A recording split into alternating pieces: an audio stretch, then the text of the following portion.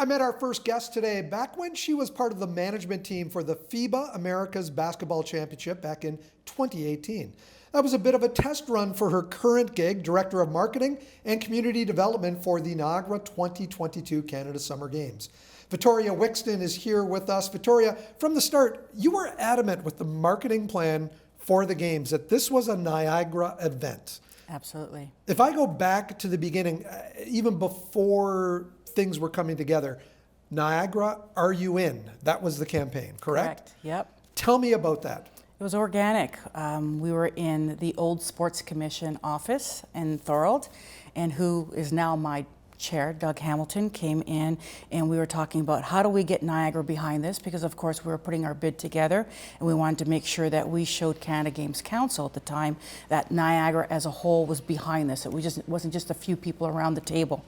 So we were just sitting there, and I'm a little bit animated, and I said to Doug, we just got to go out and say, hey, I'm in, are you in? Let's get this done. So we just morphed into Niagara, are you in? And it just went viral. I look at the jacket that you're wearing and the logo, and I've been very careful almost every single time that I refer to the Canada Summer Games. I say Niagara 2022 Canada Summer Games. Correct. A lot of people will omit the Niagara when they say it.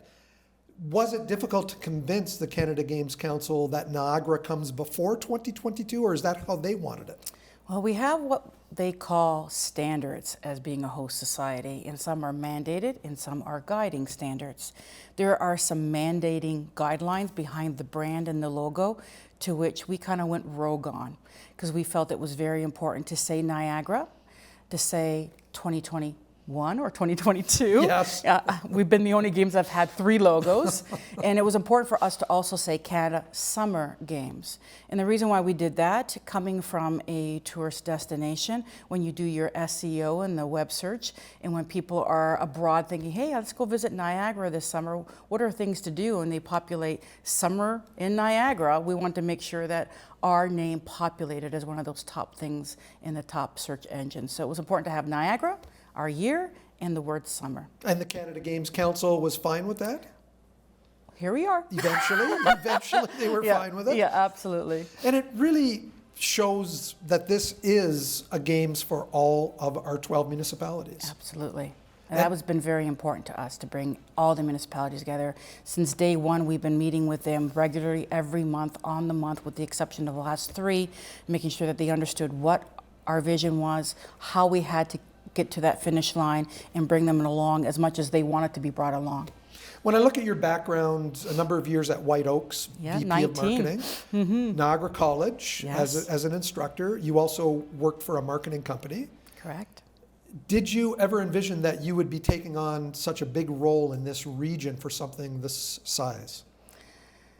No, but I have to thank my tenure at Niagara Falls Tourism. And that role that I played there, it was my responsibility to do mass movement into the destination. And with that, you think of sport tourism. So with that initiative of figuring out how to capitalize on this unique sector of revenue development, I ended up with the Niagara Sports Commission as a board of directors, and with that came the opportunity to host Hockey Canada event, the FIBA event, and now, of course, the Canada Summer Games. So I didn't know at the time what I was getting myself into, but I knew that this was the right thing to do. Sport tourism is recession-proof, 12 months of the year, and that's what Niagara has been striving to do for the longest time versus just summer activity. After these games, are you also involved in the Minto Cup preparations? And not at this time. Not at this time. So do you know what's I next? think I'm sleeping after this. Deleting a few telephone numbers out of my phone, but no, it'll find me when it finds me. So you haven't really thought about what follows the games in your career? I am so concentrated on that finish line. I didn't want anything to pollute my vision and my goal. If you start looking for another job immediately after the games, how can you be focused at the task at hand? So August 6th to the 21st, will you sleep at all? Am I sleeping now? Is that what the question was? I'm excited. You know, I could see the finish line every day. You know, it's like, whew. I'm a little schizophrenic. I wake up in the morning going, whew, and at night I'm going, oh my God, right? But I can see it. We're not quite ready for the finish line, but it's going to happen. Marketing is such a big part of the pre-games, Absolutely. but it's also a big part during those 2 weeks. Our team has been going steady since day one. There are a lot of our functional areas who are by no means less important than marketing. We all have our role in this, and we have to cross that finish line together. But marketing, since day one, we've been running. We've been running with community development. We've been running with community engagement, our brand, our advertising, everything full speed since day one. So by the time we get to the games, we're exhausted, but it'll be worth it in the end. You mentioned community development. That's the other part of your title. Correct. What exactly does that entail? Well, my portfolio is quite inclusive. It ranges from merchandise, ticketing, media, marketing, our community development and community relations, which is our school program, our torch program, our mascot program. I have special events, I have ceremonies, I have publications, I have also our webcasting. So official languages in there as well. It's quite a big portfolio. You made a deal to do the webcasting with Niagara College. Yes. That was really a landmark deal for the college. Absolutely. I would probably say we have some really great transfer of knowledge legacy pieces for future host societies. And one of those is that shift from going from linear broadcasting to OTT platforming and webcasting, yes. This is really something that proves that Niagara can be the place for something like this, for an event like this. We are primed to be the future host destination of a lot of events. Absolutely. The buy-in from all 12 municipalities, I know that almost all of them are hosting at least one event.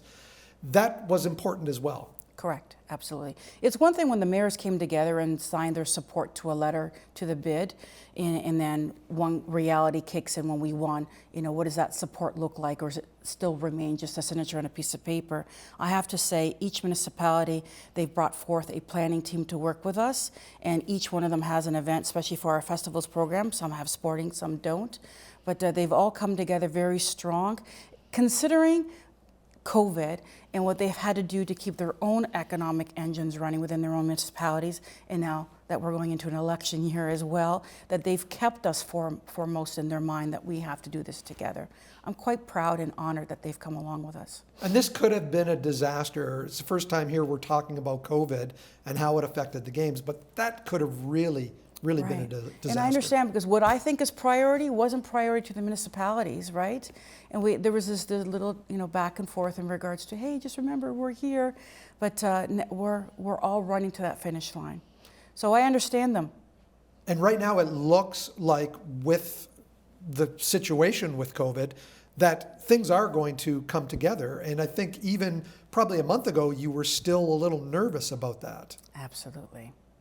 We had a 1 year out event that I planned 5 times, which was our Rise with Glowing Hearts concert that went from, being our 1 year out event to a fall event to a 200-day out event, which ended up being a 100-day out event. So, but the sun is shining.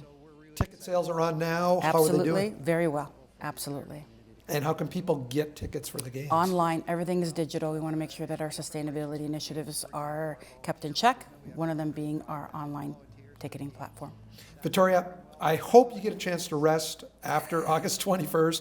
Maybe take a vacation, maybe climb another mountain.